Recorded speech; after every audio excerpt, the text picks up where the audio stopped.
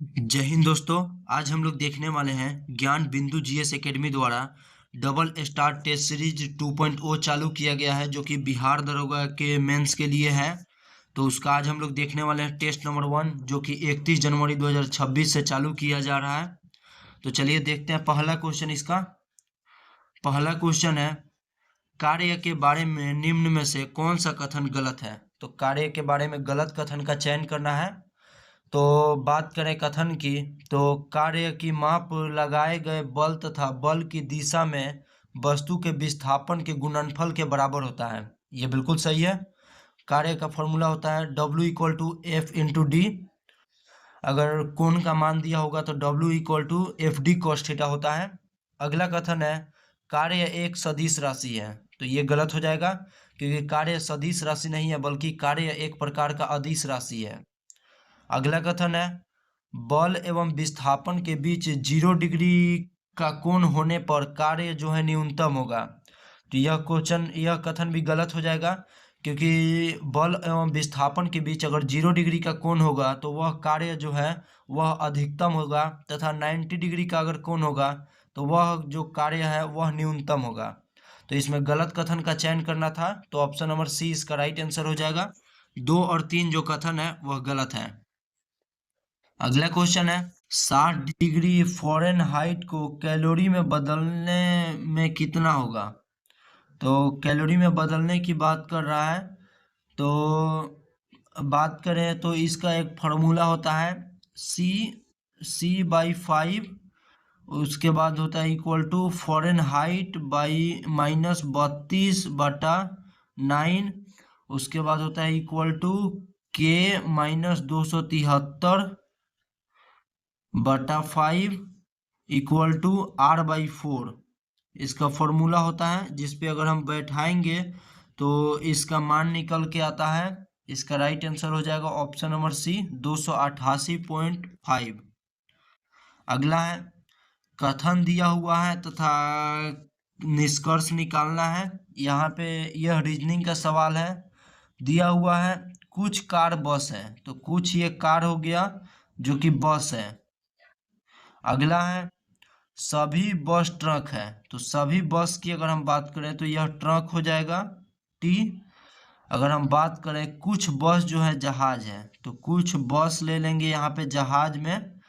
तो अगला निष्कर्ष की बात करें तो निष्कर्ष में दिया हुआ है कुछ जहाज जो है कार है, तो जहाज जो है कार से कहीं भी संबंधित नहीं है, तो ये गलत हो जाएगा।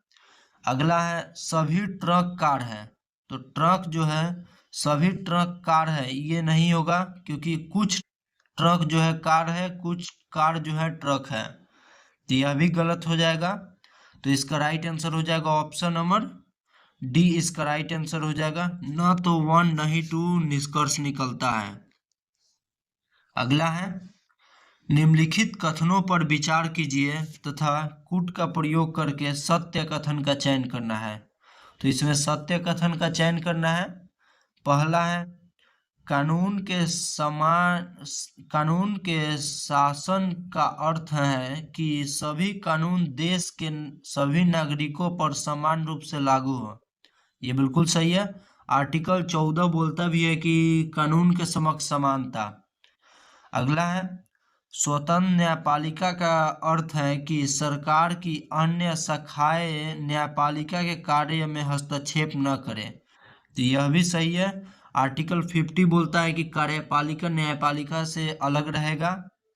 अगला है, 1935 में भारतीय राष्ट्रीय कांग्रेस ने पहली बार संविधान सभा की गठन का मांग किया था। यह भी कथन सही है अपने आप में। तो इसका right answer option number D हो जाएगा। उपयुक्त में से सभी कथन जो है सही है।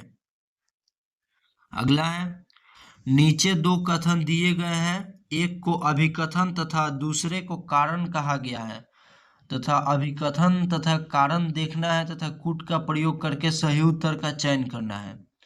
तो अभिकथन की अगर हम बात करें तो मौर्य प्रशासन अत्यधिक केंद्रीकृत होते हुए भी स्थानीय स्तर पर जो है लचीलापन रखता था।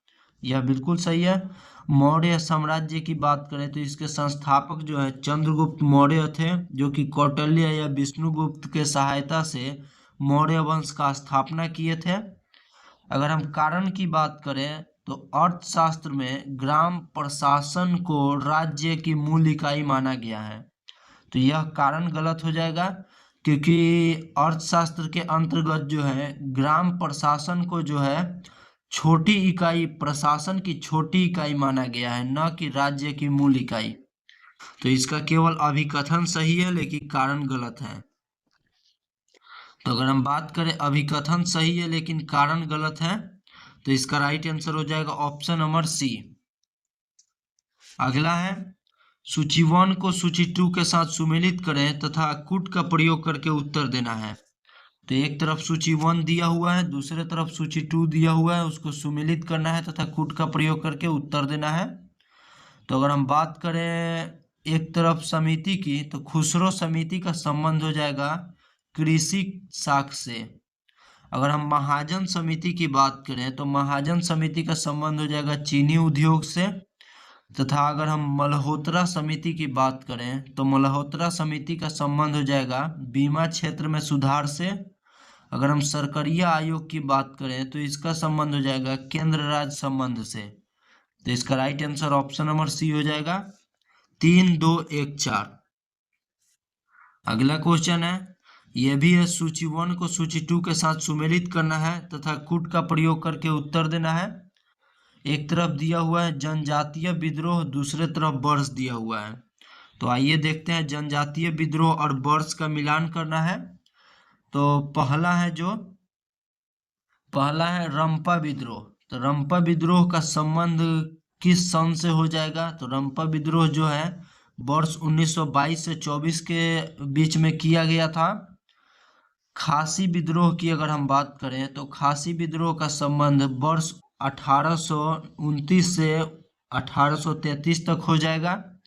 अगर हम पवना विद्रोह की बात करें तो पवना विद्रोह का संबंध 1873 से 1876 हो जाएगा।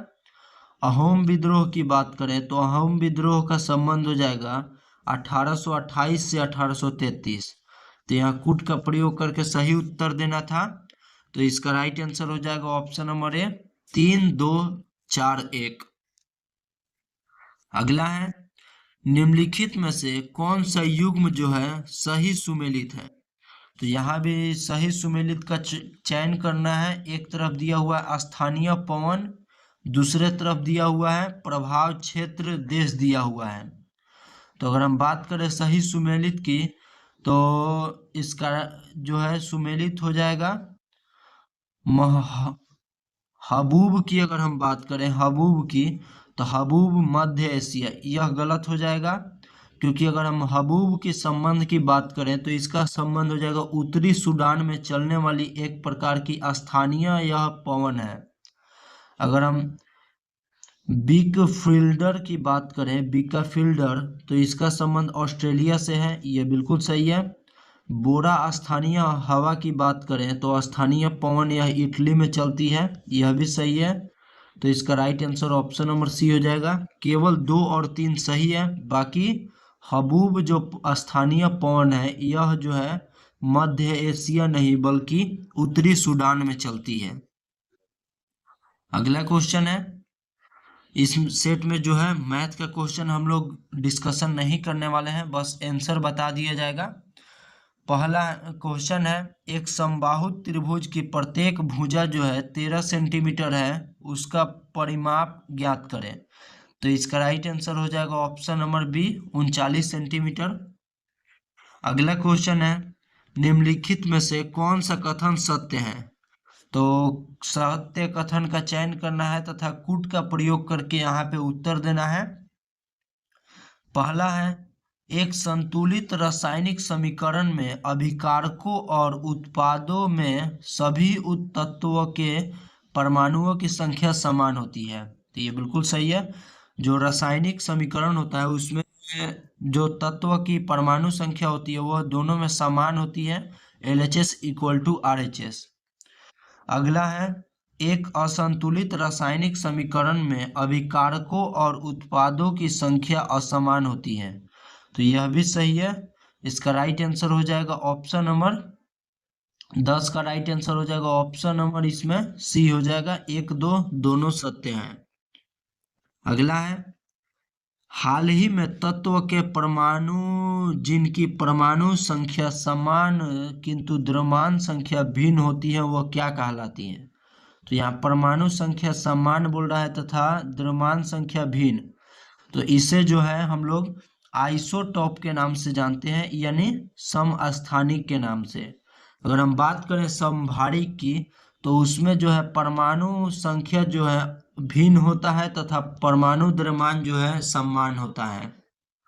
अगला क्वेश्चन की बात करें तो अगला रीजनिंग का क्वेश्चन है, निम्नलिखित में से किस अक्षर समूह को हैशटैग और प्रतिशत से बदलना चाहिए ताकि समानुपात के बाईं ओर अक्षर समूह युग्म के बीच जो पैटर्न संबंधित है वही समानुपात के दाईं ओर भी हो।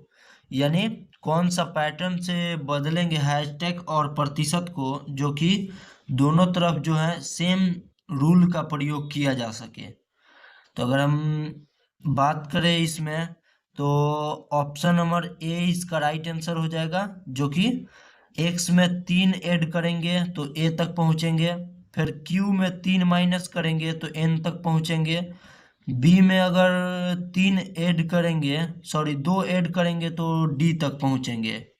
वैसे ही यहाँ पे अगर हम देखें तो r में 3 ऐड करेंगे तो u तक पहुंचेंगे, तथा w में 3 माइनस करेंगे तो t तक पहुंचेंगे, तथा x में 2 ऐड करेंगे तो z तक पहुंचेंगे। तो इसमें कॉन्सेप्ट जो फॉलो हो रहा है वो +3 -3 +2 का कॉन्सेप्ट फॉलो हो रहा है। ऑप्शन नंबर ए इसका राइट आंसर हो जाएगा। अगला है, निम्नलिखित में से किसका संबंध जो है धर्मपाल से है।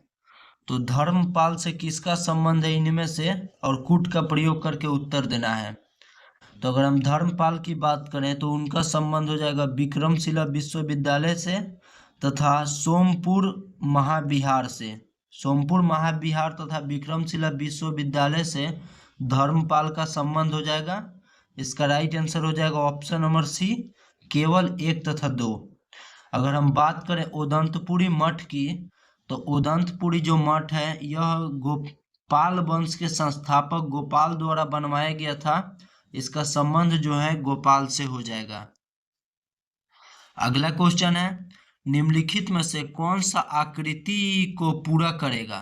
तो आकृति को कौन सा जो पूरा करेगा, तो इसमें जो है यहाँ पे देख सकते हैं कि ऐसे झंडा बन रहा है, यहाँ भी ऐसे बन रहा है।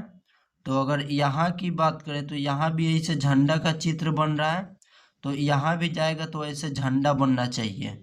तो इसमें जो है आकृति को पूरा करने के लिए ऑप्शन नंबर सी वाले प्रतीक का प्रयोग किया जा सकता है। इसका right answer option number C हो जाएगा। अगला है, भारत में यूरोपीय व्यापारी शक्तियों के आगमन का क्रम कौन सा सही है। तो यूरोपियन व्यापारी शक्तियों का क्रम जो है आगमन के क्रम में सही कथन का चयन करना है। तो पहले आए थे लोग पुर्तगाली, तो पुर्तगाली होगा। सी और डी गलत हो जाएगा। पुर्तगाली के बाद डच, फिर अंग्रेज, फिर डेन यानी डेनिश। ऑप्शन नंबर बी इसका राइट आंसर हो जाएगा। पुर्तगाली जो कि सर्वप्रथम आए थे वह वर्ष 1498 में आए थे, वास्को डी गामा, जो कि केरल के कालीकट बंदरगाह पे आए थे। अगला क्वेश्चन है, भारत की सबसे बड़ी खारे पानी की झील जो है चिल्का झील कहाँ स्थित है। तो अगर हम चिल्का झील की बात करें, भारत की जो कि सबसे बड़ी खारे पानी की झील है, तो यह जो है महानदी डेल्टा के दक्षिण में स्थित है, जो कि ओडिशा में स्थित है।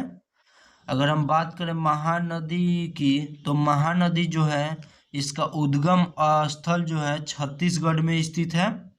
अगर हम चिल्का झील की बात करें तो भारत की तरफ से यूनेस्को में शामिल होने वाला प्रथम जो धरोहर था वह चिल्का झील ओडिशा ही था। अगला क्वेश्चन है, निम्नलिखित युग्मों पर विचार कीजिए तथा कूट का प्रयोग करके सही सुमेलित का उत्तर देना है। तो सही सुमेलित का यहाँ पे चयन करना है कूट का प्रयोग करके। तो इसमें कौन सा जो है सही सुमेलित है? तो अगर हम राइनोलॉजी की बात करें तो राइनोलॉजी में खोपड़ी का अध्ययन होता है, ये गलत हो जाएगा, क्योंकि राइनोलॉजी में अगर बात करें तो इसमें खोपड़ी का अध्ययन नहीं बल्कि राइनोलॉजी में नाक तथा घ्राण अंगों का अध्ययन होता है। अगर हम बात करें क्रोनोयोलॉजी, क्रोनोलॉजी में यकृत का अध्ययन होता है, यह भी गलत हो जाएगा। क्रोनियोलॉजी में जो है खोपड़ी का अध्ययन किया जाता है। अगला है एंडोक्राइनोलॉजी। तो एंडोक्राइनोलॉजी की बात करें तो इसमें हार्मोन का अध्ययन किया जाता है, ये बिल्कुल सही है। अगला है ओडोंटोलॉजी। तो ओडोंटोलॉजी की बात करें तो ओडोंटोलॉजी में जो है दांतों का अध्ययन किया जाता है, तो यह भी कथन गलत है क्योंकि आंख दिया हुआ है, ओडोंटोलॉजी में दांत हो जाएगा। तो इसमें सही सुमेलित पूछ रहा है तो केवल इसमें एक जो है सही सुमेलित है, वो भी ऑप्शन नंबर 3। अगला है एडीएच। एडीएच का पूरा नाम क्या है? तो अगर हम बात करें एडीएच का पूरा नाम की, तो एडीएच का पूरा नाम हो जाएगा anti diuretic hormone. Anti diuretic hormone जो है एडीएच का पूरा नाम हो जाएगा। ऑप्शन नंबर ए इसका राइट आंसर हो जाएगा। अगला है राष्ट्रपति अनुच्छेद 123 के तहत अध्यादेश जारी कर सकता है।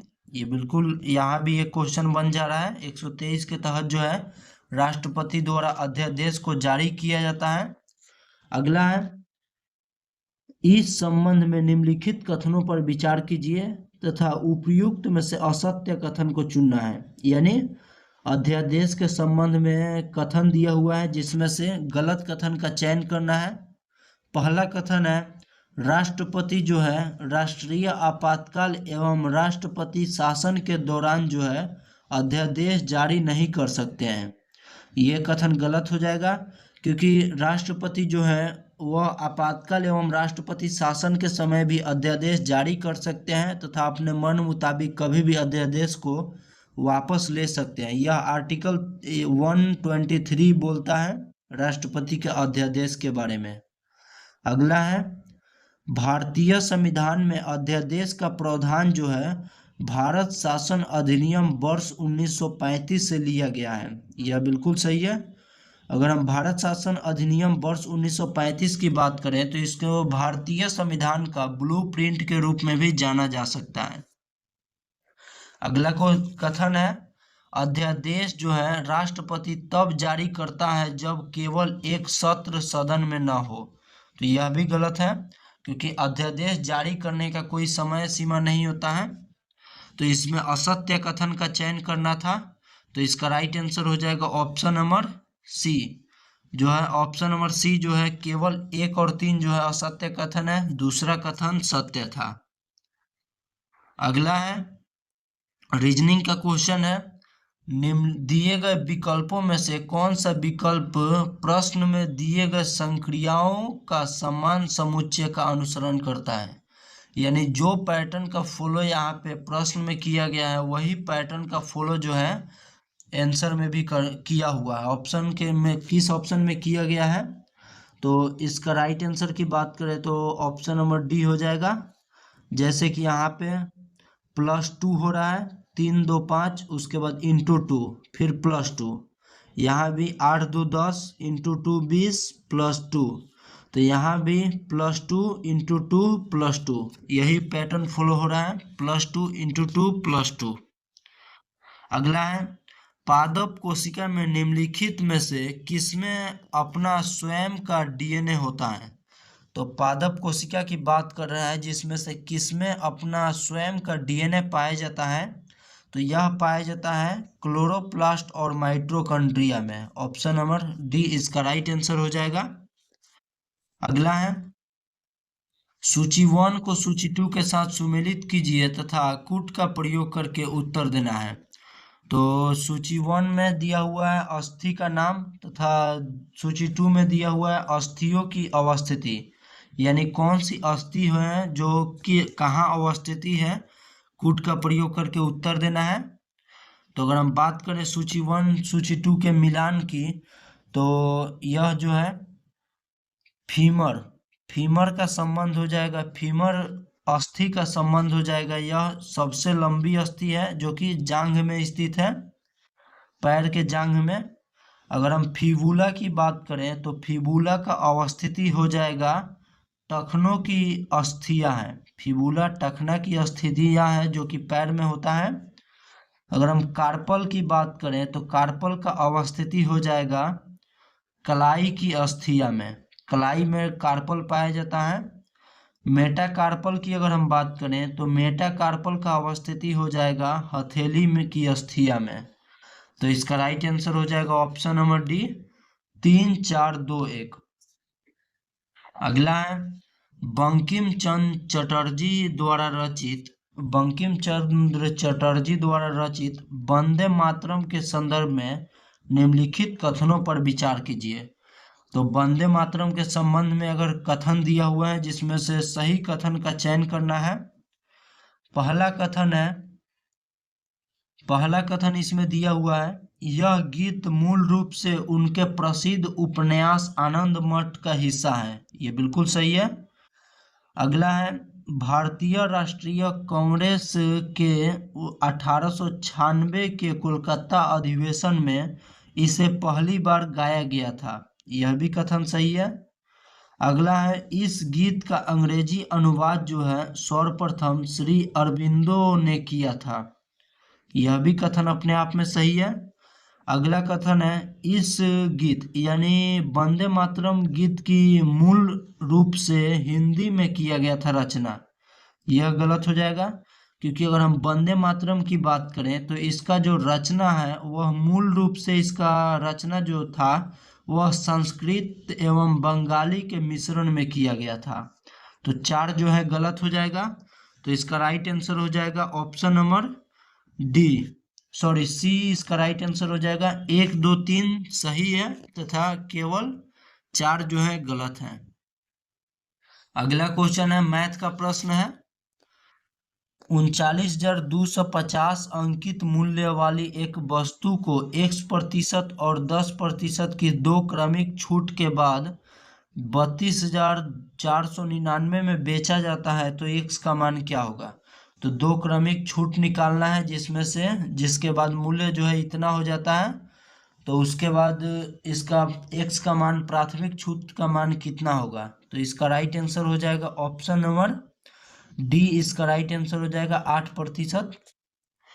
अगला है पुर्तगाली व्यापारी बार्थोलोमियो डियाज उत्मासा अंतरिप पर कब पहुंचे थे। तो पुर्तगाली व्यापारी की बात करें बार्थोलोमियो डियाज की, तो यह आशा अंतरिप जिसको कैप ऑफ गुड होप के नाम से भी जाना जाता है, आशा अंतरिप द्वीप, उस पे जो है बार्थोलोमियो डियाज कब पहुंचे थे। तो इसका राइट आंसर हो जाएगा वह पहुंचे थे 1488 ईस्वी में। 1498 में वास्को डी गामा जो है भारत पहुंचे, भारत के केरल में। अगला है निम्नलिखित कथनों पर विचार कीजिए तथा उपयुक्त में से कौन सा असत्य कथन है। कथन पे विचार करके असत्य कथन का चयन करना है यहाँ पे। तो असत्य कथन केवल चयन करना है। पहला है बिहार का पहला रामसर स्थल की बात करें तो कांवड़ताल झील हो जाएगा। ये बिल्कुल सही है। विश्व आर्द्रभूमि दिवस जो है प्रतिवर्ष 2 फरवरी को मनाया जाता है। यह भी सही है। भारत की सबसे बड़ी अंतर्देशीय लवणीय आर्द्रभूमि ओडिशा में स्थित है।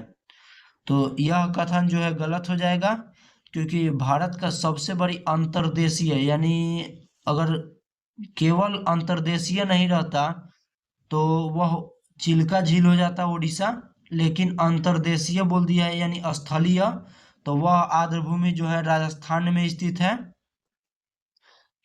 अगला है बिहार के नवीनतम आर्द्रभूमि जो है गोकुल जलाशय बक्सर एवं उदयपुर झील पश्चिमी चंपारण का है। तो यह भी कथन सही है। अगर बिहार की बात करें तो कुल 6 रामसर साइट बिहार में हो चुके हैं। तो इसका राइट आंसर हो जाएगा असत्य कथन। ऑप्शन नंबर बी इसका राइट आंसर हो जाएगा। केवल 3 जो है असत्य हैं। अगला है, निम्नलिखित में से कौन इनपुट डिवाइस नहीं है? तो अगर इनपुट डिवाइस नहीं है की बात कर रहा है तो इसका राइट आंसर हो जाएगा कीबोर्ड इनपुट है, स्कैनर इनपुट है, माउस इनपुट है, ब्ला ब्लाटर जो है प्लाटर, यह इनपुट नहीं है। ऑप्शन नंबर बी इसका राइट आंसर हो जाएगा। अगला है, निम्नलिखित में से कौन सा कथन सत्य है? तो यहाँ सत्य कथन का चयन करना है। तो अगर हम बात करें सत्य कथन की, तो आर्य समाज की स्थापना 1874 में बंबई में किया गया था, तो यह गलत हो जाएगा। दयानंद सरस्वती ने गो रक्षा समिति का स्थापना किया था, ये बिल्कुल सही है। दयानंद सरस्वती ने कलकत्ता में वेदांत कॉलेज की स्थापना किया था, यह भी गलत हो जाएगा। 1885 में दक्कन एजुकेशन सोसाइटी की स्थापना हुआ था, यह भी गलत हो जाएगा। इसका right answer option number B हो जाएगा।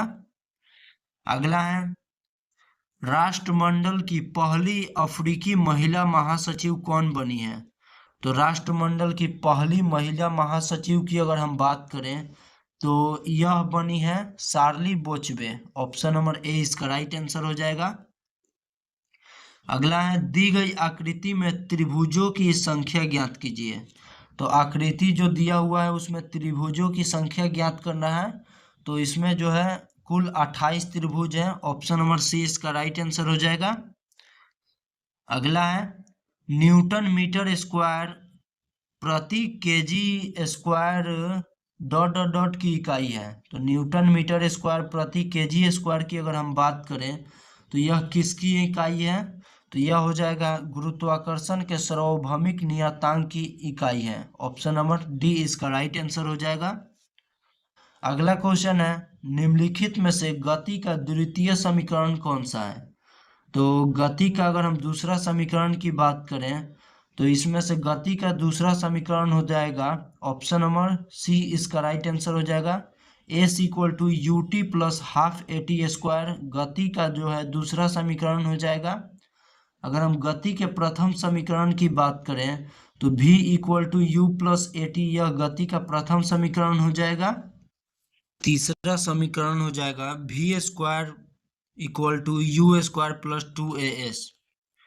अगला है, निम्नलिखित में से कौन सा राज्य का एक आवश्यक तत्व नहीं है? तो राज्य का इनमें से कौन सा एक आवश्यक तत्व नहीं है?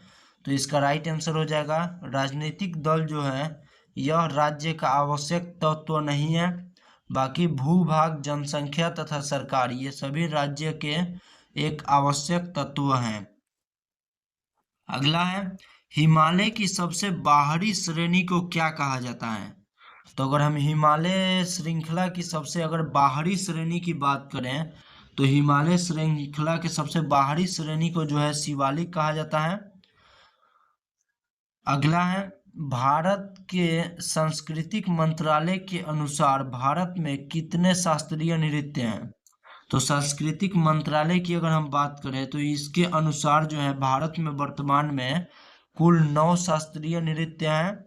अगर शास्त्रीय भाषा की बात करें तो पहले शास्त्रीय भाषा जो है 8 हुआ करता था, अभी हाल ही में इसमें 5 ऐड होकर शास्त्रीय भाषा की संख्या जो है 11 हो गया है। अगला है, निम्नलिखित कथनों पर विचार कीजिए। कथन दिया हुआ है 2, उसमें से सही कथन का चयन करना है विचार करके। तो अगर हम कथन की बात करें तो पहला है, सकल राष्ट्रीय उत्पाद में मूल्यह्रास को घटाकर राष्ट्रीय उत्पाद प्राप्त किया जा सकता है, ये बिल्कुल सही है। अगला है, प्रति व्यक्ति आय किसी देश के जीवन स्तर को प्रतिबिंबित करती है, तो यह भी सही है। अपने आप में दोनों कथन सही है। इसका right answer option number C हो जाएगा। अगला है, दी गई श्रृंखला में प्रश्नवाचक चिन्ह के स्थान पर क्या आना चाहिए? तो दी गई श्रृंखला की अगर हम बात करें तो इसमें प्रश्नवाचक चिन्ह के स्थान पर क्या आना चाहिए? तो इसमें जो है 602 600 यहाँ हो रहा है -2 उसके बाद यहाँ जो 696, 690, यहाँ -6, यहाँ भी 682 है, तो यहाँ -10 होना चाहिए। तो -10 होगा तो 672 हो जाएगा। ऑप्शन नंबर बी इसका राइट आंसर हो जाएगा। इसमें कॉन्सेप्ट लग रहा है -2, -6, -10 का, यानी 4 4 का गैप। अगला है, निम्नलिखित में से कौन सा रोग जो है कवक के कारण नहीं होता है? तो कवक के कारण कौन सा इनमें से रोग नहीं होता है? तो इसका राइट आंसर हो जाएगा ऑप्शन नंबर बी, काला जर जो है कवक के कारण नहीं होता है। बाकी गंजापन, एथलीट फूड तथा अस्थमा जो है कवक के कारण होने वाला रोग है। अगला है, दो क्रमगत धनात्मक प्राकृत संख्याओं का गुणनफल 812 है, दोनों संख्याओं में से बड़ी संख्या कौन सी होगी? तो यह भी मैथ का प्रश्न दिया हुआ है, तो इसमें बड़ी संख्या की बात करें तो वह हो जाएगा 29। ऑप्शन नंबर ए इसका राइट आंसर हो जाएगा। अगला है, वर्ग संघर्ष का सिद्धांत किसने दिया था?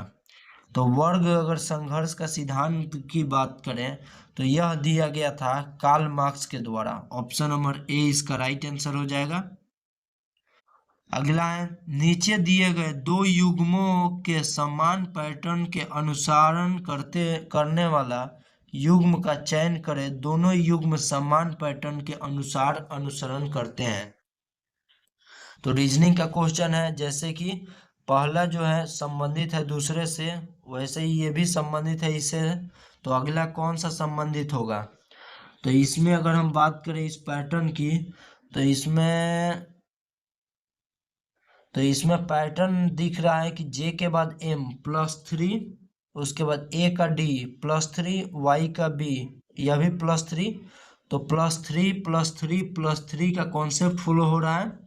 तो r के बाद +3, तो यह नहीं होगा। इसमें इसका राइट आंसर हो जाएगा ऑप्शन नंबर सी, u के बाद +3, p के बाद +3, c के पास +3।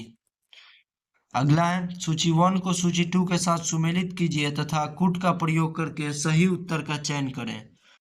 तो सूची 1 दिया हुआ है जिसमें विद्युत चुंबकीय तरंग दिया हुआ है। सूची 2 दिया हुआ है खोजकर्ता, यानी कौन सा विद्युत चुंबकीय तरंग का खोजकर्ता कौन थे? तो अगर हम बात करें पराबैंगनी किरण की, तो पराबैंगनी किरण के खोजकर्ता की अगर हम बात करें तो यह हो जाएंगे रिटर। और रक्त किरण की बात करें तो इसके खोजकर्ता हो जाएंगे हर्शेल। लघु रेडियो तरंग की अगर खोजकर्ता की बात करें तो इसके खोजकर्ता हो जाएंगे हेनरिक हर्ट्ज। अगर हम बात करें दीर्घ रेडियो तरंग की खोजकर्ता की तो वह हो जाएंगी मार्कोनी। तो इसका राइट आंसर ऑप्शन नंबर ए हो जाएगा 2 1 4 3। अगला है, ऊर्जा संरक्षण का आशय है किससे?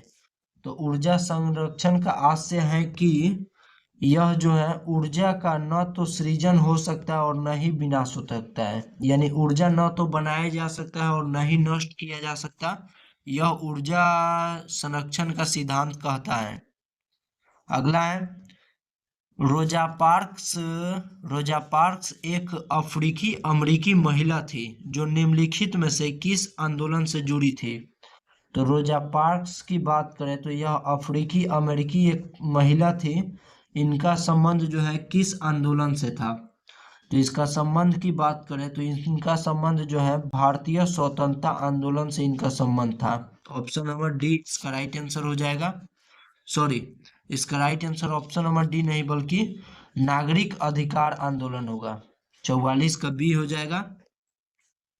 अगला है, सन 1869 में सुएज नहर के खुलने से भारत और यूरोप के बीच की दूरी कितनी हो गई? तो सुएज नहर जो है इसको सन 1869 में खोला गया था। इससे भारत और यूरोप की अगर हम दूरी की बात करें तो यह दूरी घटकर जो है 7,000 किलोमीटर हो गई। ऑप्शन नंबर डी इसका राइट आंसर हो जाएगा। अगला क्वेश्चन है, मैथ का प्रश्न है, तो इसका राइट आंसर 46 का हो जाएगा। ऑप्शन नंबर ए 14.06। आगे कथन है, कथन ए तथा कारण आर दिया हुआ है तथा कथन और कारण का चयन करके सही जो है कथन का कूट का प्रयोग करके उत्तर देना है। तो अगर हम बात करें, सभी लोकतांत्रिक देशों के पास अपना लिखित संविधान अनिवार्य है। तो यह जो है कथन गलत हो जाएगा, क्योंकि ऐसा नहीं है कि लोकतांत्रिक देशों के पास लिखित संविधान होना चाहिए। इसका जीता जागता उदाहरण जो है ब्रिटेन है। ब्रिटेन के बाद पास जो है लिखित संविधान नहीं है। अगला है कारण। संविधान उन आदर्शों को सूचीबद्ध करता है जिनको आधार का नागरिकों अपने देश को अपनी इच्छा से सपनों के अनुसार रच सकते हैं। कारण सही है, तो इसका राइट आंसर हो जाएगा ऑप्शन नंबर डी इसका राइट आंसर हो जाएगा। कथन गलत है किंतु कारण सही है। अगला है निम्नलिखित कथनों पर विचार कीजिए। तो यहाँ भी दो कथन दिया हुआ है, विचार करके कूट का प्रयोग करके सही कथन का चयन करना है। तो अगर हम बात करें सही कथन की, तो बौद्ध ग्रंथ महावस्तु में 16 महाजन पदों का उल्लेख दिया गया है, ये बिल्कुल सही है। अगला कथन है कंबोज जनपद श्रेष्ठ हथियारों के लिए विख्यात था, ये गलत हो जाएगा, क्योंकि अगर हम कंबोज जनपद की बात करें तो यह सर्वश्रेष्ठ हथियारों के लिए नहीं बल्कि कंबोज जनपद जो था वह सर्वश्रेष्ठ घोड़ों के लिए विख्यात था। तो दूसरा गलत हो जाएगा, इसका राइट आंसर ऑप्शन नंबर ए हो जाएगा, केवल वन कथन सही है। अगला है यदि माइटोकॉन्ड्रिया काम करना बंद कर दे तो कोशिका में कौन सा कार्य नहीं होगा। तो अगर माइटोकॉन्ड्रिया की बात करें तो इसको जो है कोशिका का पावर हाउस के रूप में भी जाना जाता है। यह कार्य करना बंद कर दे तो कोशिका में कौन सा कार्य नहीं होगा। तो कार्य नहीं होगा की बात कर रहा है, तो भोजन का ऑक्सीकरण जो है वो नहीं हो पाएगा माइटोकॉन्ड्रिया अगर कार्य करना बंद कर दे तो। ऑप्शन नंबर ए इसका राइट आंसर हो जाएगा। अगला है विटामिन के बारे में निम्नलिखित कथनों पर विचार करें। तो विटामिन के बारे में निम्नलिखित कथनों पर विचार करना है तथा उपयुक्त में से गलत कथन का चयन करना है। तो यहाँ विचार करके गलत कथन का अगर चयन करने की बात करें तो विटामिन अकार्बनिक यौगिक है, तो यही गलत हो जाएगा, क्योंकि विटामिन जो है अकार्बनिक नहीं बल्कि एक प्रकार का कार्बनिक यौगिक है। अगला है विटामिन B3 की कमी से प्लेगरा रोग होता है, ये बिल्कुल सही है। अगला कथन है विटामिन के का रासायनिक नाम कोबालमीन है, तो यह भी गलत हो जाएगा, क्योंकि अगर हम विटामिन के का रासायनिक नाम की बात करें तो विटामिन के का रासायनिक नाम हो जाएगा फिलोक्विनोन हो जाएगा, तथा साइनोकोबालमिया की बात करें तो यह विटामिन B12 का नाम हो जाएगा। तो गलत कथन कौन सा है, तो इसका राइट आंसर ऑप्शन नंबर ए हो जाएगा। 1 तथा 3 गलत है, केवल 2 सही है। अगला है निम्नलिखित में से कौन सा रोजगारी एवं वास्तविक GDP के संबंध में मध्य संबंध दर्शाता है। यानी बेरोजगारी और वास्तविक GDP के मध्य कौन सा संबंध जो है जो दर्शाता है, तो इसका राइट आंसर हो जाएगा ऑप्शन नंबर ए। ओकुन का नियम जो है वह बेरोजगारी और वास्तविक GDP के मध्य संबंध को दर्शाता है। अगला है निम्नलिखित में से कौन सा युग्म जो है सही सुमेलित नहीं है, यानी कौन सा युग्म जो है गलत सुमेलित है, गलत सुमेलित का चयन करना है। तो हंटर आयोग की बात करें तो शिक्षा सुधार से संबंधित था, ये बिल्कुल सही है। एस्ट्रेची आयोग की अगर हम बात करें तो विश्वविद्यालय की स्थितियां की जांच से संबंधित है, यही गलत हो जाएगा, क्योंकि एस्ट्रेची आयोग की अगर हम बात करें तो इसका संबंध हो जाएगा अकाल से बचाव के लिए। अकाल जब आता है, अकाल पड़ता है तो उससे बचाव के लिए इसका संबंध हो जाएगा। अगला है मॉनक्रिफ सिंचाई व्यवस्था से सुधार से संबंधित है, ये बिल्कुल सही है। अगर हम बात करें ली आयोग की, तो ली आयोग का संबंध हो जाएगा लोक सेवा आयोग की गठन की सिफारिश के लिए, यह भी सही है। इसका right answer option number B हो जाएगा। स्ट्रेची आयोग का संबंध जो है अकाल से बचाव के लिए होगा।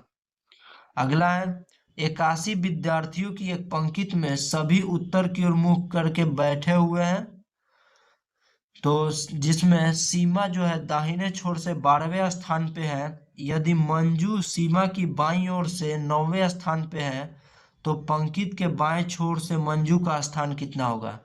तो इसमें जो है कुल जो है 81 व्यक्ति जो है पंक्ति में बैठे हुए हैं उत्तर की ओर मुंह करके, तथा सीमा जो है दाहिने छोर से 12वें स्थान पे। सीमा का स्थान दाहिने छोर से 12वां हो जाएगा।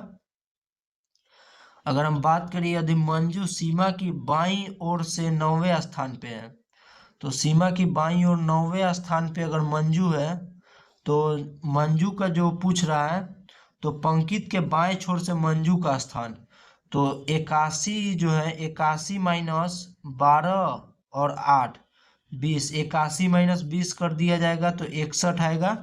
तो इसका राइट आंसर हो जाएगा 61वें स्थान है बाईं छोर से मंजू का। अगला क्वेश्चन है अंतर्राष्ट्रीय अपराध न्यायालय से हटने वाला पहला यूरोपीय देश कौन सा बन गया है।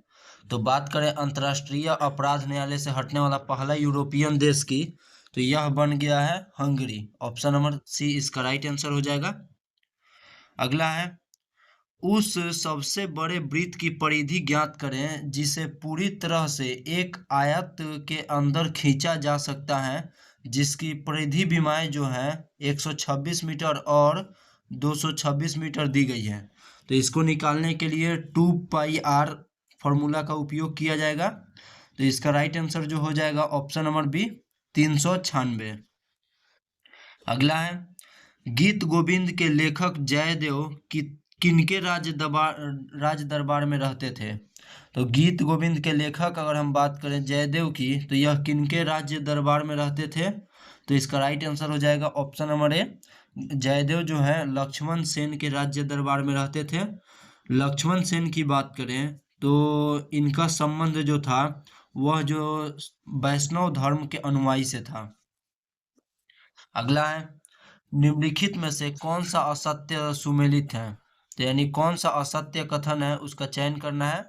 एक तरफ दिया हुआ है नाभिकीय ऊर्जा का केंद्र, दूसरी तरफ स्थान दिया हुआ है। अगर हम बात करें रावत भाटा की, तो रावत भाटा राजस्थान में है, यह बिल्कुल सही है।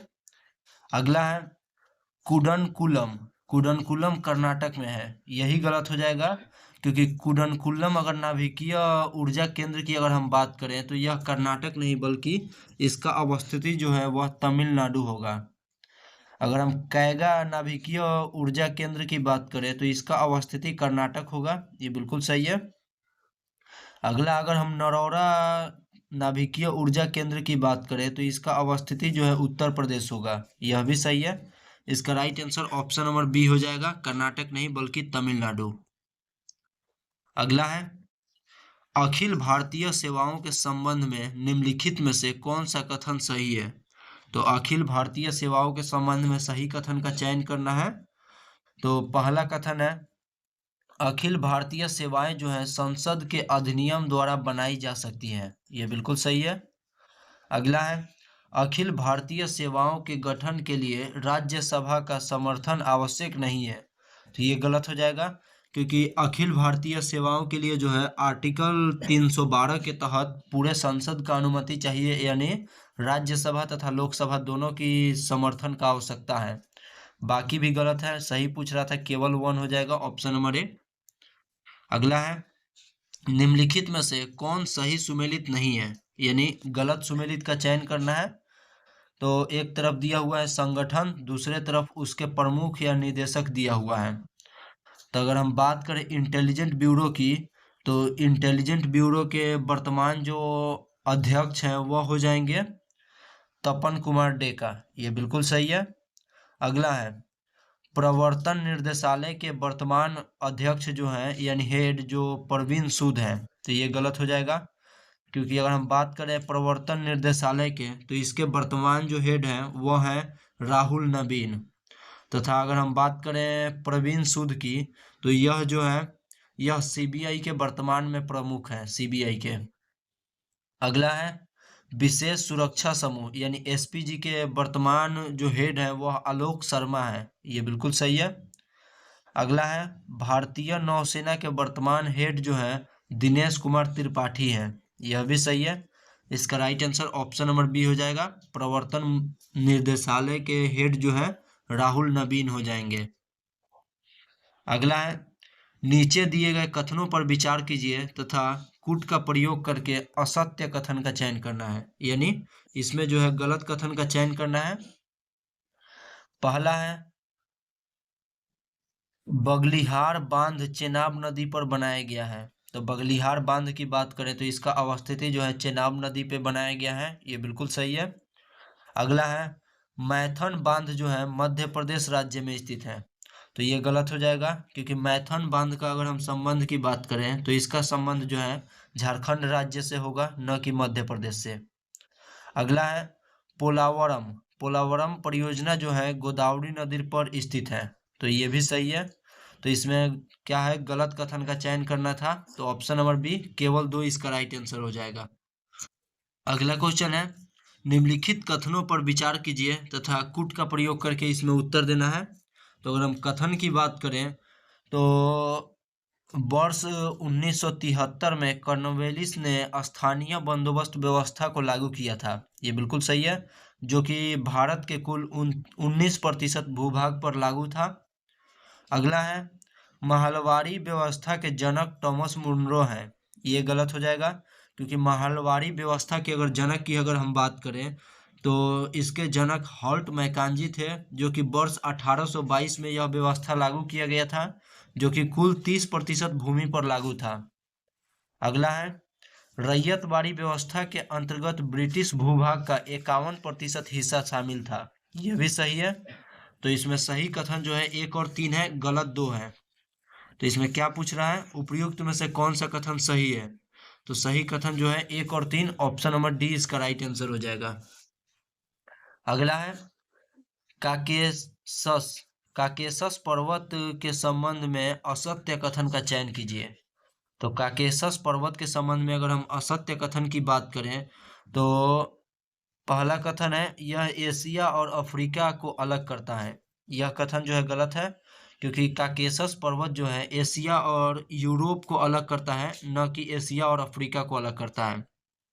अगला है इसकी सबसे ऊंची चोटी की बात करें तो वह माउंट एल्ब्रूस हो जाएगा, इसका सबसे ऊंचा चोटी। ये बिल्कुल सही है। माउंट एल्ब्रूस जो है यूरोप की सबसे ऊंची चोटी मानी जाती है। यह भी सही है। इसका राइट आंसर ऑप्शन नंबर ए हो जाएगा, जो कि गलत है। अगला है संविधान के किस अनुच्छेद के अनुसार केंद्र एवं राज्यों दोनों के पास विवेकाधीन अनुदान की शक्ति है। तो किस अनुच्छेद के अनुसार जो है केंद्र एवं राज्य दोनों के पास विवेका अनुदान की शक्ति है। तो विवेका अनुदान की अगर हम शक्ति की बात करें तो इसका जिक्र जो है वह आर्टिकल 282 में किया गया है 282 में। अगर अनुच्छेद 280 की बात करें तो इसमें जो है वित्त आयोग का जिक्र किया गया है। अगला है 4519 में से सबसे छोटी संख्या कौन सी जोड़ी जाए ताकि योगफल जो है 30 से पूरी तरह विभाजित हो जाएगा। तो 4519 में जो है 11 अगर जोड़ने पर 11 जोड़ा जाता है तो वह जो है 30 से पूरी तरह विभाजित हो जाएगा। तो इसका right answer option number D हो जाएगा। अगला क्वेश्चन है निम्नलिखित में से कश्मीर पर शासन करने वाले राजवंशों को आरोही क्रम में सजाएं। आरोही यानी बढ़ते क्रम में सजाना है कश्मीर पर शासन करने वाले राजवंशों को। तो पहले जो शासन किया था वह कारकोट वंश किया था, जिसका कार्यकाल जो है 810 ईस्वी में समाप्त हो गया था। उसके बाद आया था उत्पल वंश जो कि आया था 855 में। लोहार वंश उसके बाद आया जो कि आया था 1003 ईस्वी में। तो पहले 1 2 उसके बाद 3, ऑप्शन नंबर ए इसका राइट आंसर हो जाएगा। अगला है सरल करना है sec square beta minus 1/cosec² बीटा-1। तो इसका राइट आंसर हो जाएगा ऑप्शन नंबर सी 1 इसका राइट आंसर हो जाएगा। अगला है निम्नलिखित में से कौन से प्रक्रम ऊष्माक्षेपी हैं। तो इसमें से ऊष्मक्षेपी प्रक्रम का चयन करना है तथा कूट का प्रयोग करके उत्तर देना है। तो बात करें अगर ऊष्मक्षेपी प्रक्रम की, तो बिना बुझे हुए चूने के साथ जल की अभिक्रिया करना एक प्रकार का ऊष्मक्षेपी प्रक्रम है। ये बिल्कुल सही है। एक अम्ल का तनुकरण करना, यह भी एक प्रकार का ऊष्मक्षेपी अनुकरण है। तथा जल का वाष्पीकरण, यह ऊष्मक्षेपी अनुकरण नहीं है। कपूर का ऊर्ध्वपातन, यह भी ऊष्मक्षेपी अपकरण नहीं है, क्योंकि ये दोनों जो है, जल का वाष्पीकरण और कपूर का ऊर्ध्वपातन, इसमें जो है ऊष्मा की आवश्यकता होती है। इसका राइट आंसर ऑप्शन नंबर ए हो जाएगा, केवल 1 और 2। अगला क्वेश्चन है, जिस विलयन में कोई पदार्थ एक सीमा के बाद और अधिक ना घोला जा सके, ऐसे विलयन को निम्नलिखित में से क्या कहा जाता है। तो किसी भी विलयन में कोई भी पदार्थ एक सीमा होती है घोलने की, उससे ज़्यादा अधिक नहीं घोला जा सकता, उसे क्या कहा जाता है, तो उसे जो है संतृप्त विलयन के रूप में जाना जाता है। अगला है, पंडित रविशंकर किस वाद्य यंत्र से जुड़े हुए थे। तो पंडित रविशंकर की अगर हम बात करें, तो इनका संबंध जो था वह सितार से हो जाएगा। ऑप्शन नंबर बी इसका राइट आंसर हो जाएगा। अगला है, प्रोटेम स्पीकर सामान्यतः किससे नियुक्त किया जाता है। तो प्रोटेम स्पीकर जो है किससे नियुक्त किया जाता है, तो इसका राइट आंसर हो जाएगा नवनिर्वाचित लोकसभा के वरिष्ठतम सदस्यों में से एक को। यानी लोकसभा जब निर्वाचित होकर जाता है, तो उसमें से वरिष्ठतम यानी सबसे वरिष्ठ जो व्यक्ति होता है, उसे लोकसभा का प्रोटेम स्पीकर जो है निर्वाचित कर दिया जाता है। उसके बाद स्पीकर का प्रक्रिया जो है धीरे धीरे बढ़ता है। अगला क्वेश्चन है, निम्नलिखित में से किसे पक्षियों का महाद्वीप कहा जाता है। तो पक्षियों का महाद्वीप की अगर हम बात करें, तो पक्षियों का महाद्वीप कहा जाता है यह, ऑप्शन नंबर डी इसका राइट आंसर हो जाएगा। दक्षिण अमेरिका महाद्वीप को जो है पक्षियों का महाद्वीप के रूप में जाना जाता है। अगला है, दो धनात्मक संख्याओं का गुणनफल 2880 है। पहली संख्या दूसरी संख्या की 5 गुनी है, तो दोनों संख्याओं का योग क्या होगा। तो दोनों संख्याओं का योग की बात करें, तो इसका राइट आंसर हो जाएगा ऑप्शन नंबर डी 144 हो जाएगा। अगला है, सविनय अवज्ञा आंदोलन के संबंध में निम्नलिखित में से कौन सा कथन सही नहीं है। यानी सविनय अवज्ञा आंदोलन के संदर्भ में जो है गलत कथन का चयन करना है। तो पहला है, सुभाष चंद्र बोस ने इस अभियान की तुलना मुसोलिनी के रोम मार्च से की थी। ये बिल्कुल सही है। सी राजगोपालाचारी ने त्रिचिन्नापल्ली से बेदरान्य तक का नमक यात्रा किया था। यह भी सही है। टाइम मैगजीन ने 1930 में गांधी जी को मैन ऑफ द ईयर के रूप में चुना था। यह भी कथन सही है। सॉन्ग्स फ्रॉम प्रिजन की रचना जो है जवाहरलाल नेहरू ने किया है। तो यह कथन अपने आप में गलत हो जाएगा, क्योंकि सॉन्ग्स फ्रॉम प्रिजन की रचना जो है महात्मा गांधी द्वारा किया गया था, जो कि यरवदा जेल से किया गया था इसका रचना। अगला है, विशिष्ट ऊष्माधारिता के बारे में निम्नलिखित में से कौन सा कथन गलत है। तो विशिष्ट ऊष्माधारिता के बारे में गलत कथन का चयन करना है।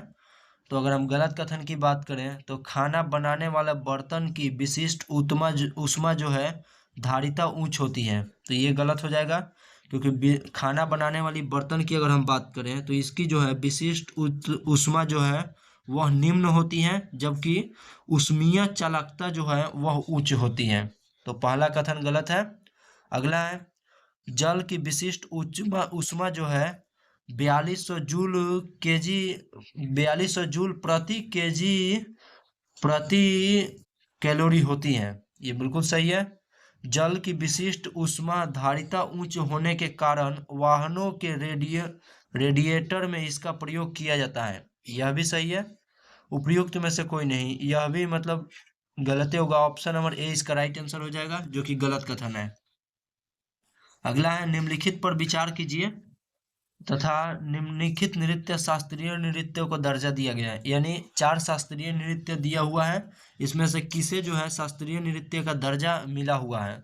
तो सत्रिया की बात करें, तो इसको शास्त्रीय नृत्य का दर्जा प्राप्त है। छऊ को भी प्राप्त है, मणिपुरी को भी प्राप्त है, मोहिनी अट्टम को भी प्राप्त है। इसका right answer option number D हो जाएगा, उपयुक्त में से सभी। अगर हम वर्तमान में भारतीय शास्त्रीय नृत्य की बात करें तो इसकी संख्या वर्तमान में जो है 13 है, जो कि सांस्कृतिक मंत्रालय द्वारा घोषित किया जाता है। अगला है, निम्नलिखित में से कौन सा मूल अधिकार केवल भारतीय को प्राप्त है? तो अगर हम मूल अधिकार की बात करें जो कि केवल भारतीय को प्राप्त है उसके संदर्भ में, तो अनुच्छेद 15, अनुच्छेद 16, 19, 29 व 30 जो है केवल भारतीय को प्राप्त है। ऑप्शन नंबर ए इसका राइट आंसर हो जाएगा। अगला क्वेश्चन है, एक जिले की जनसंख्या जो है 3,51,000 है, जिसमें से 1,64,000 जो है पुरुष है।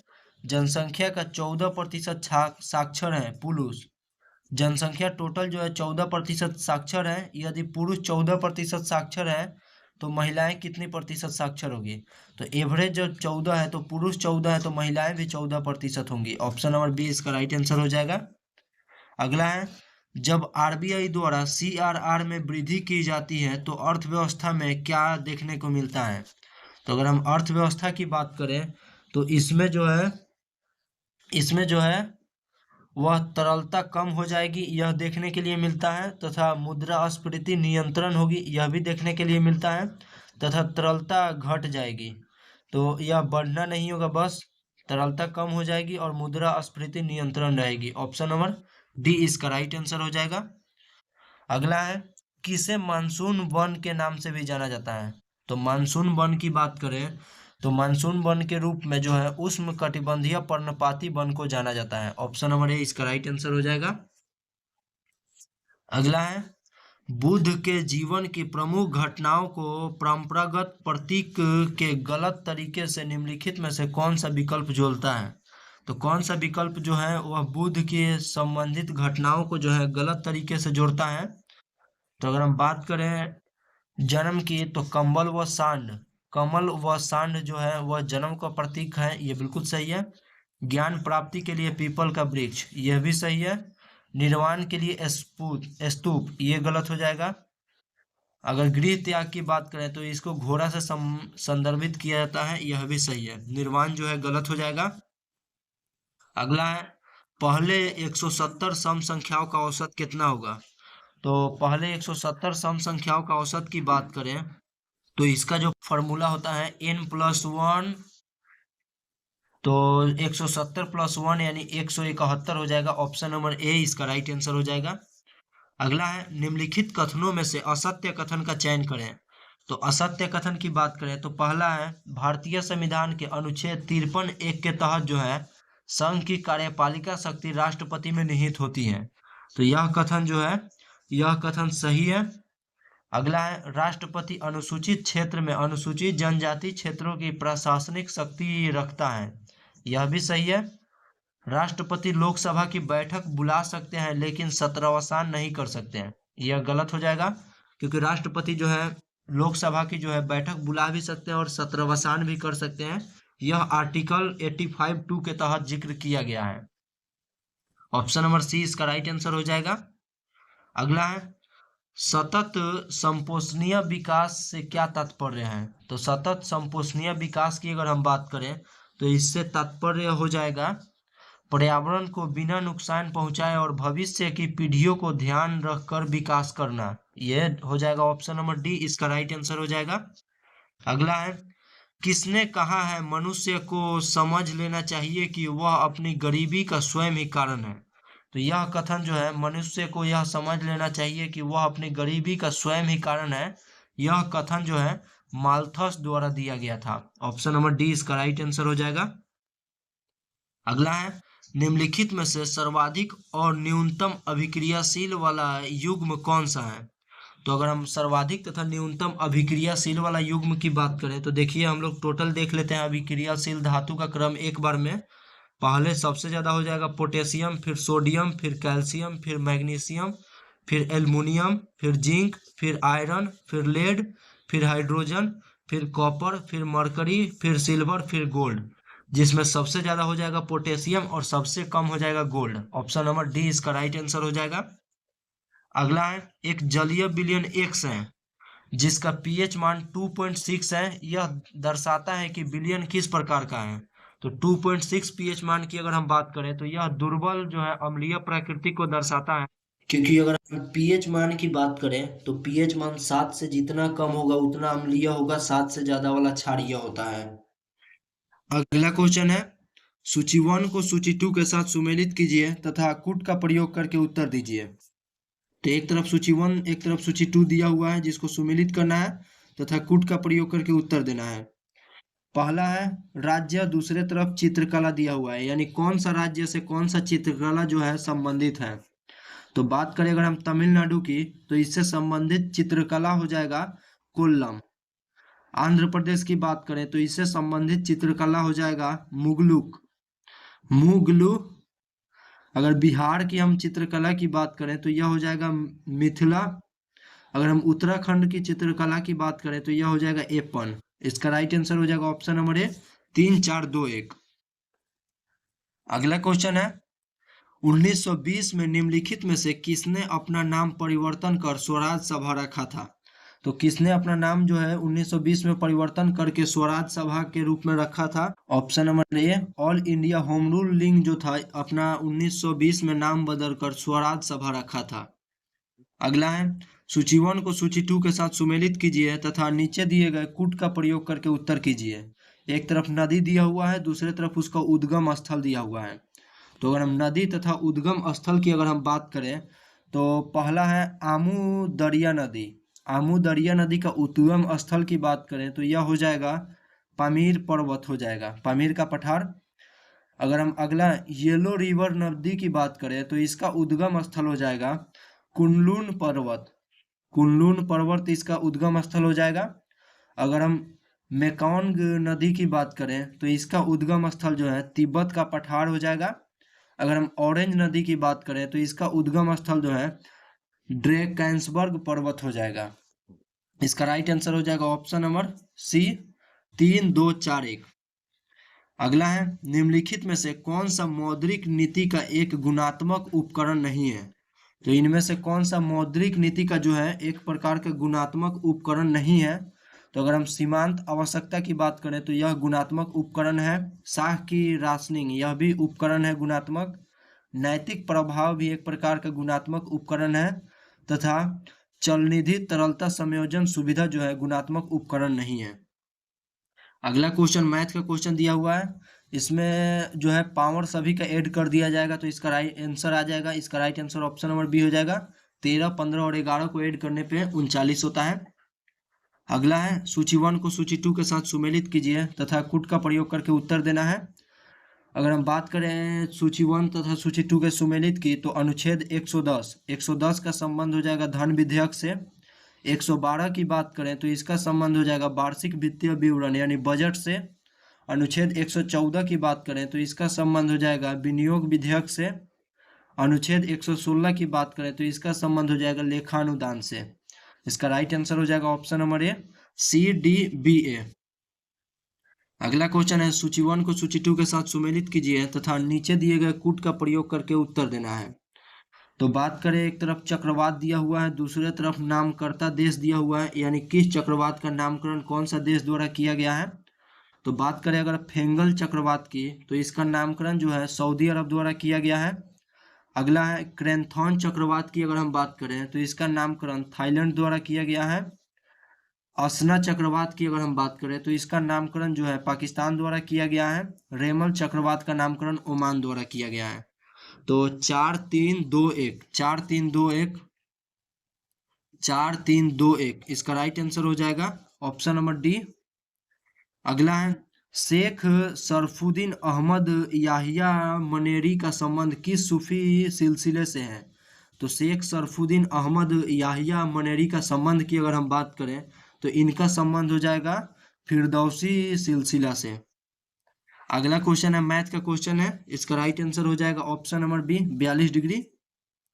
अगला है, सूची 1 को सूची 2 के साथ सुमेलित कीजिए तथा कूट का प्रयोग करके उत्तर देना है। एक तरफ गलित लवण दिया हुआ है, दूसरे तरफ उपयोग दिया हुआ है। तो गलित लवण तथा उपयोग का सुमेलित करना है। पहला अगर हम बात करें FeSO4.7H2O की तो इसका संबंध जो है यह हो जाएगा मोहर लवण बनाने से। अगला है Na2CO3.10H2O, तो इसका संबंध जो है यह हो जाएगा कांच का निर्माण से। अगला है CuSO4.5H2O, इसका संबंध जो है यह हो जाएगा कवकनाशी से। अगला है ZnSO4.7H2O, तो इसका संबंध हो जाएगा कपड़ा उद्योग से। अगला BaCl2.2H2O, इसका संबंध हो जाएगा प्रयोगशाला अभिकर्मक से। तो इसका right answer option number B हो जाएगा। अगला है निम्नलिखित में से हड़प्पा सभ्यता का वह कौन सा पूरा स्थल है जहां वक्राकार ईंटों का साक्ष्य मिले हैं। तो हड़प्पा का कौन सा स्थल है जहां वक्राकार ईंटों का साक्ष्य मिला है, तो यह हो जाएगा चनहुद्रो। अगर हम बात करें बनवाली की, तो बनवाली से जो है मिट्टी के बने हल का प्रमाण मिला है। कालीबंगा की बात करें तो जूते हुए खेत का साक्ष्य मिला है। रंगपुर की बात करें तो यहाँ से पीले तथा धूसर रंग का बर्तन मिला है। रंगपुर गुजरात में स्थित है। कालीबंगा की बात करें तो यह राजस्थान में स्थित है। अगला है आदि शंकराचार्य द्वारा स्थापित 4 धाम में से कौन सा धाम भगवान शिव को समर्पित है। तो आदि शंकराचार्य द्वारा जो 4 धाम का स्थापना किया गया उसमें से भगवान शिव को कौन सा धाम जो है समर्पित है, तो इसका राइट आंसर हो जाएगा ऑप्शन नंबर बी, रामेश्वरम। अगला है एचआरए के कानपुर सम्मेलन में इनमें से किस युवा क्रांतिकारी ने भाग नहीं लिया था। तो एचआरए के अगर कानपुर अधिवेशन की बात करें तो इसमें किसने भाग नहीं लिया था, तो इसका राइट आंसर हो जाएगा option number D, Jawaharlal Nehru जो है इनमें भाग नहीं लिए थे। अगर एचआरए का गठन की अगर हम बात करें तो 1924 में कानपुर में किया गया था, जिसमें सचिन सनेहाल, राम प्रसाद बिस्मिल तथा योगेश चटर्जी भाग लिए थे। लास्ट क्वेश्चन है निम्नलिखित युग्मों पर विचार कीजिए। एक तरफ पौधा दिया हुआ है, दूसरे तरफ उसका उपनाम दिया हुआ है। अगर हम पौधा तथा उपनाम का अगर मिलान करें तो जो है साइकस सागोपाम के नाम से जाना जाता है, ये बिल्कुल सही है। अगला है नील हरित शैवाल की बात करें तो साइनो बैक्टीरिया के नाम से जाना जाता है, यह भी सही है। टेरियोडोफाइटा की अगर हम बात करें तो जीवित जीवाश्म से इसका उपनाम है, तो ये गलत हो जाएगा। टेरिडोफाइटा का जो उपनाम हो जाएगा, इसका उपनाम हो जाएगा बीज रहित पौधा, इसका उपनाम हो जाएगा। तो इसका राइट आंसर हो जाएगा ऑप्शन नंबर सी, केवल 1 तथा 2 सही सुमेलित है। तो आज जो था यह double star test series 2.0 Bihar दरोगा मेंस के लिए था। तो मिलते हैं अगले सेट में, तब तक के लिए जय हिंद।